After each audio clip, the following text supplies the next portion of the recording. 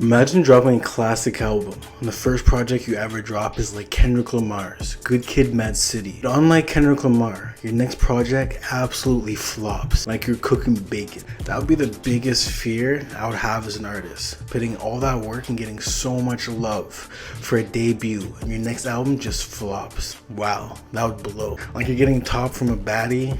I mean, getting top from a baddie would be pretty fire, so maybe not that. Anyways, in this video, we're gonna be talking about the terrible curse of debut albums. It usually gets lots of love and praise. First on this list is Bryson Tiller. He's an American singer-songwriter from Louisville, Kentucky. Bryson is the type of artist that almost created a new genre, trap soul, which is pretty much singing over soul-driven music on trap beats with an R&B flair. Bryson's success didn't happen overnight.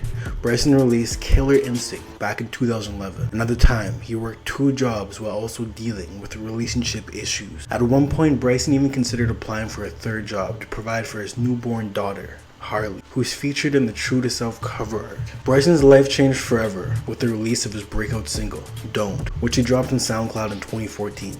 And has since been streamed over 35 million times and more. With the release of this track, Tiller began receiving attention from the music industry, receiving an early cosign from superstar producer Timbaland and the rapper Drizzy Drake. This led to multiple major label deals with Bryson, and one of those being OVO contract from Drizzy. But Bryson surprisingly declined the offer. Later, Bryson also chose to sign a creative partnership with RCA Records on August 25th, 2015. Trap Soul being Bryson's debut album and getting lots of love and praise for it.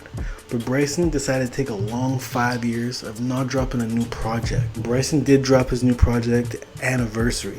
It got lots of hate online, with people saying it was mid and trash, with most diehard fans saying this is a lazy work from Bryson, and all the songs sound the same. Self-Made wasn't great, but there are definitely some good songs. Bryson pegs me as the guy who's comfortable in his lane, which is cool, but as an artist, it's a similar sound and what we've already heard for years. Yep, Bryson Tiller definitely got cursed with his debut album, Trap Soul, and he was down bad. Second on this list is a rapper who has had such praise to the point where people said he was going to be the next Drizzy Drake. Chance the Rapper is an American rapper, singer-songwriter, record producer, and actor from West Chatham neighborhood of Chicago, Illinois. Unconventional, bohemian approach to releasing music has led to the wave of independent artists garnering national attention without backing a label. His first 2 acclaimed solo projects, 10 Day in 2012 and Astrap in 2013, have been called classics. And these are mixtapes, by the way, not an album. His highly anticipated debut album, Coloring Book, was released in 2016 via Apple Music to widespread of praise from fans and critics alike, garnering a metric score of 90, indicating universal acclaim. Coloring Book was also the first ever streaming exclusive album to chart on the Billboard 200, debuting at number 8. Man, he really started this shit right there. After this album, like I said earlier, showing that Chance the Rapper is by far the next Drake in a lot of people's eyes. February 12, 2017, Chance the Rapper won 3 Grammy Awards: Best New Artist, Best Rap Album, and Best Rap Performance. Out of the 7, he was nominated for. Chance made history by being the first artist to win a Grammy with a project that was released exclusively via streaming platforms, and by being the first black hip-hop artist to win Best New Artist since Lauryn Hill in 1999. Now that leaves his second album, The Big Day, which a lot of people had pretty high expectations, including myself. When the album came out, it left a lot of Chance the Rapper fans very disappointed to the point of trashing the album. The only big takeaway from this album is we knew that he loved his wife. That's all I'm gonna say.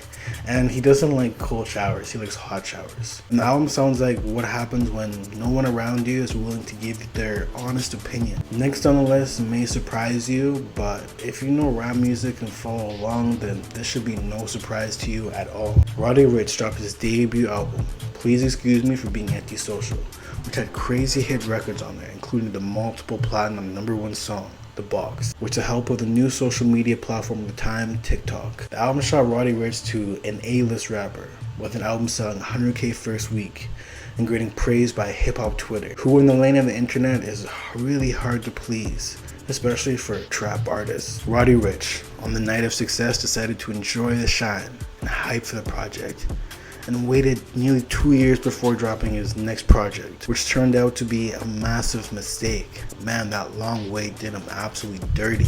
His next album being Live Life Fast, dropping nearly 2 years later, made fans very excited for his new release, and their expectations were very high. I remember the day on Twitter like it was yesterday. Those same hip-hop Twitter heads that were praising his last piece of work were hating on Live Life Fast heavily, and who decided to join along was also his core fan base, riding on bumpy hype train of calling the album trash. Die-hard Roddy Rich fans said this about the album, Live Life Fast. I listened through the album twice, not because I deserved a second listen, but because his first album was just so good. It's one of my most played albums, period.